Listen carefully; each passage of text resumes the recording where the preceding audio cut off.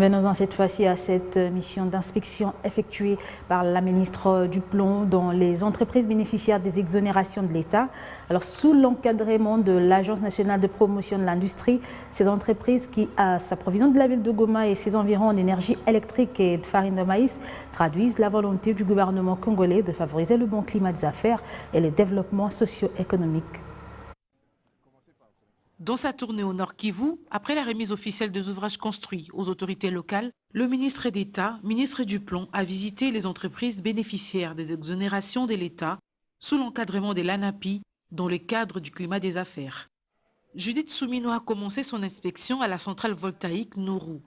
Cette entreprise alimente plus de 3400 clients de Goma en énergie électrique grâce au système hybride à base solaire.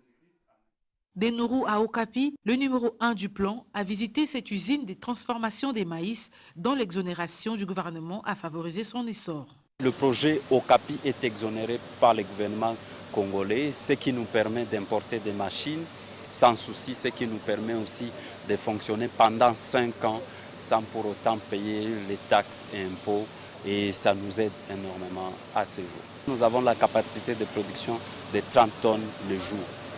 La plupart des employés sont des jeunes, non seulement des jeunes qui travaillent ici à l'usine, mais il y a aussi des jeunes comme les commerciaux qui nous aident à vendre les produits. Non seulement les jeunes qui sont dans les terrains, mais il y a ceux-là qui travaillent au niveau des shops.